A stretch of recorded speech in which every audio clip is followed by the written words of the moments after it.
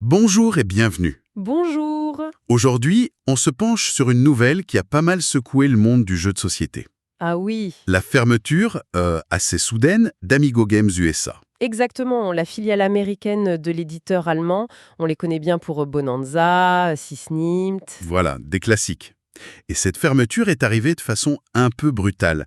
On a d'ailleurs exploré ça en détail dans notre récent article. Oui, et la question centrale, c'est vraiment ça. Comment une boîte qui semblait investir, s'étendre, avec des partenariats annoncés il y a même pas un an, C'est ça. comment peut-elle fermer boutique comme ça d'un coup? C'est ça qu'on a essayé de décortiquer. Notre mission aujourd'hui, essayer de piger les raisons de fond derrière cette décision.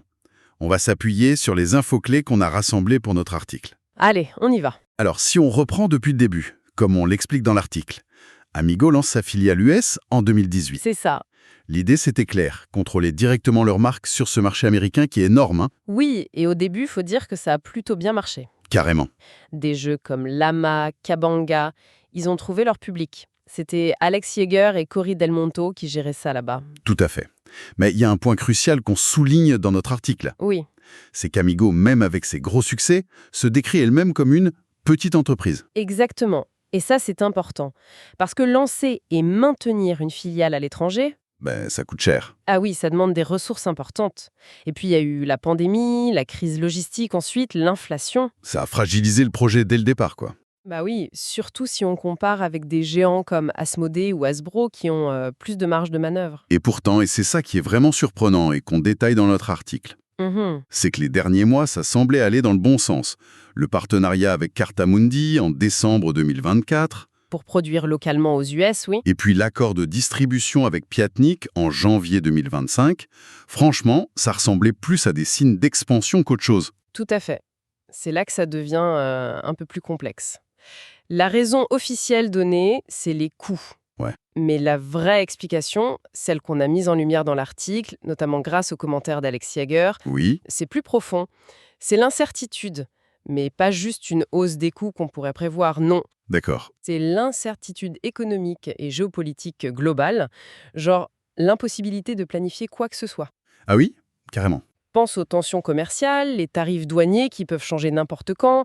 Par exemple, entre les US et le Canada, si tu fais produire ton matos aux US, C'est ça qui est dingue. Et c'est une question qu'on pose dans l'article. Comment tu fixes un prix de vente? ben voilà, Comment tu calcules ta marge si tes coûts de base peuvent exploser du jour au lendemain sans prévenir? c'est impossible. Cette imprévisibilité, ça a rendu l'opération intenable, en gros. Exactement. Et d'ailleurs, ce n'est pas un cas isolé, hein. On le relie dans notre article à d'autres fermetures récentes. Oui, Boardlandia. Greater Than Games. C'est ça. C'est un peu symptomatique de la pression énorme qui pèse sur les éditeurs de taille moyenne en ce moment. Ils sont en première ligne face à cette instabilité mondiale. Clairement.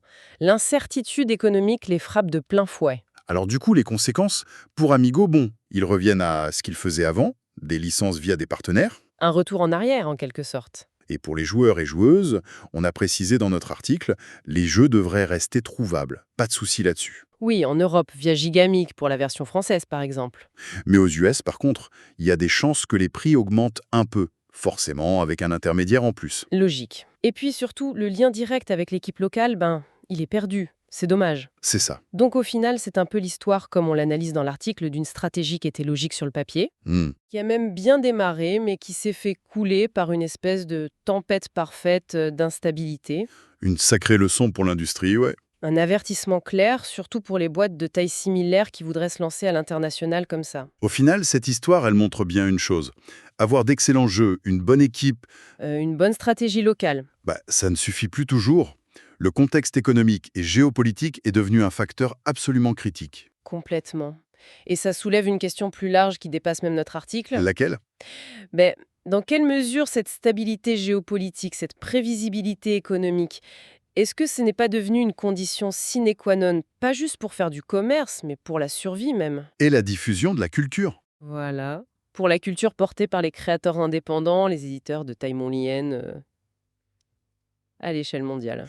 C'est une vraie question, effectivement. Une réflexion à méditer, je crois. Ça risque de nous occuper encore un petit moment. On suivra ça de près. Merci pour cet éclairage. Merci à toi.